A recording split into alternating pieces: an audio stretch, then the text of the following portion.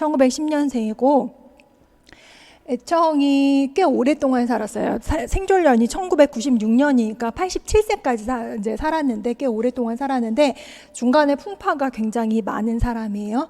이 사람 고향은 절강성 쪽 강남 오빠, 강남 사람인데 시를 보면 뭐我爱这土地 토지 이 땅을 사랑한다 할 때 북방의 토지가 나온다던가 샹타양 태양 얘기하면 뭔가 중국의 태양, 중국의 뜻 뭐 대지 이런 식으로 애국심이 묻어나 있는 이제 시를 많이 썼는데 이 사람이 어렸을 때 이제 이야기가 있어요. 5살 때까지 부모하고 살지 못하고 자기를 키워준 동양시라고 해가지고 동양시 하면 이제 민며느리인데 옛날에 어떤 마을에 자기네 집은 가난한데 돈을 벌기 위해서 돈이 있는 집안의 자식을 키워주는 역할. 그러니까 그 집안에 들어가서 내가 유모를 하는 게 아니라 그 집 자식을 내가 데려다가 키워주고 돈을 받는 그런 집이 있었대요. 근데 이 사람이 어렸을 때 태어난 집안은 지주가정 출신. 지주라고 하면 땅이 좀 있는 사람들이거든요. 그러니까 부자라고 볼 수 있죠. 완전 가난한 사람은 아닌데 이 사람이 태어난 날이 아버지하고 부모, 그러니까 어머니한테 상극이었대. 그래서 크푸 크무더라고 하는데 부모하고 극이 있기 때문에 쌈민先生이 점을 보면서 한 말이 얘를 집안에서 키우면 부모에게 해가 되니까 어렸을 때는 집 밖에서 키워야 된다라고 이제 점괘에 나와서 그 미신을 따른 부모가 그 마을에 있던 가난한 농부의 그 집에 이 사람 아이칭 필명이 아이칭이고 본명은 장할청인가 성씨가 장씨인데 아무튼 얘를 이 할아버지인데 얘라고 아무튼 이분을 맡겨서 키운 거예요. 근데 그 어렸을 때 이 사람을 키워준 사람이 자기 아들이 한 4명이 있었나 봐. 그리고 남편은 농부고 자신도 이제 아기 키우고 돈 벌고 되게 어렵게 힘들게 살아가는 사람인데 다행히 굉장히 사랑으로 어린 애청을 키워줬나 봐요. 그래서 5살까지 이제 키워주고 집으로 다시 돌아오게 되는데 집에 돌아와서도 어렸을 때 되게 알 수 없는 영문을 알 수가 없었을 것 같아요. 왜냐하면 나는 왜 부모님이 계시는데 왜 저 아줌마한테 가서 내가 자란 거지?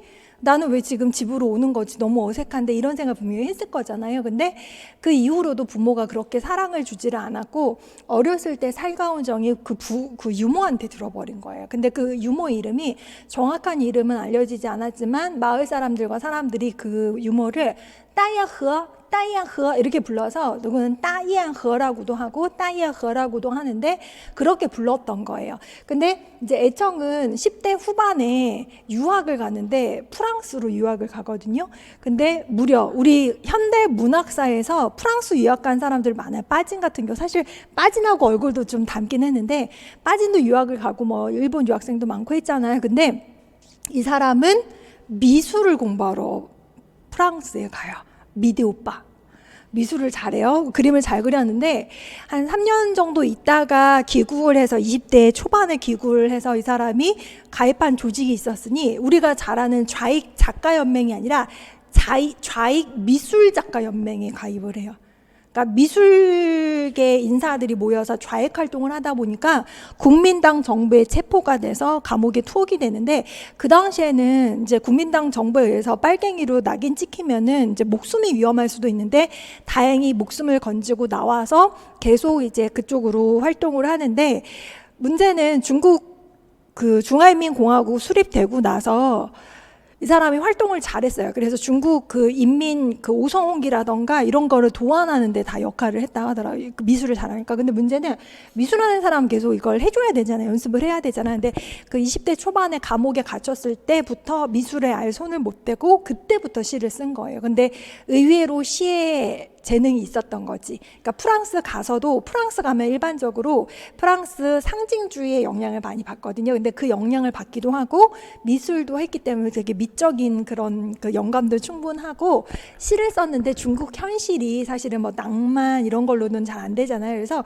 이 사람의 되게 독특한 이렇게 미적인 느낌도 있고 프랑스 상징주의 영향을 받았는데 중국의 자신의 슬픔과 기쁨을 중국의 그 당시에 국가의 운명, 슬픔과 기쁨에 결합을 해가지고 또 중국의 라오바싱의 최하층의 삶과 결합을 한 시를 자꾸 써내서 이 사람이 그때부터 이름을 많이 날려요. 20대 초반부터.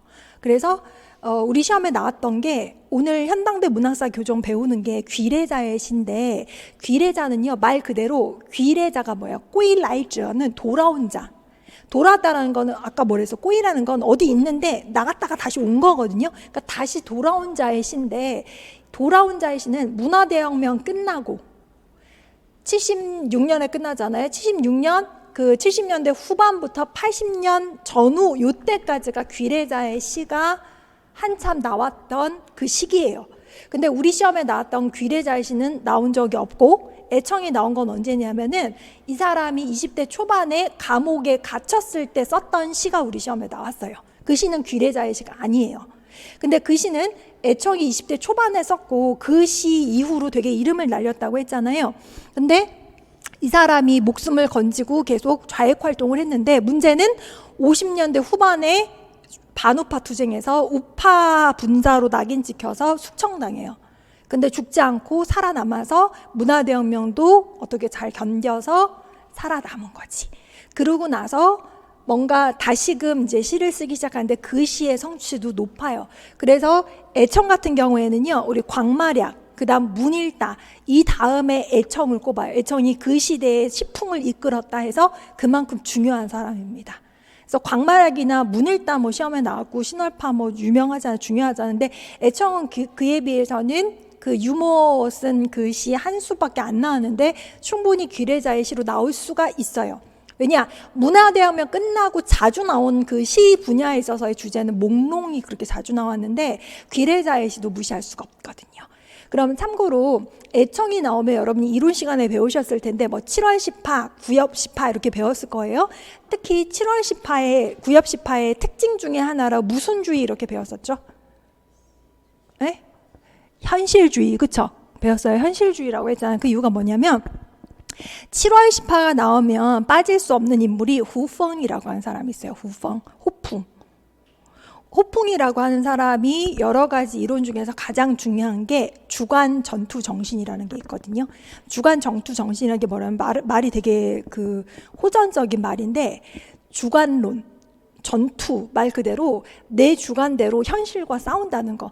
현실의 直面现实,投入现实,与现实搏斗, 현실하고 싸우자는 거예요. 그러니까 어떻게 보면 광마략의 낭만주의는 이렇게 뭔가 세상을 초월을 해가지고 이 세상을 이렇게 내려다보는 거. 그래서 광마략의 시 보면 티엔거우라던가 티엔상의 제시라던가 현실적이지 않은 그런 시를 썼다면, 호풍은 그런 시를 원하지 않고 오로지 현실이 아무리 피비린내가 나도 우리는 현실을 이해하고 현실에 직면하고 현실을 이해한 걸 바탕으로 시를 써내야 된다.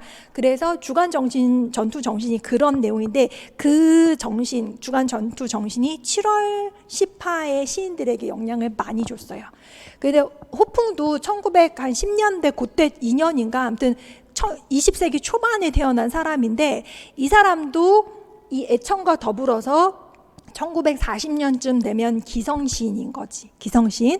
근데 중화인민공화국 수립되기 전에 호풍이라고 하는 사람이 7월, 뭐 희망 등등 몇 개의 시 잡지를, 개간지가 아니고 그냥 시 잡지를 만들어내는데, 그 잡지의 이름을 따서 7월이라고 하는 시집이 있거든요. 그걸 따서 이제 호풍의 뒤를 따르던 신진 시인들을 합쳐서 7월 시인, 7월 시파 이렇게 부르는 거예요.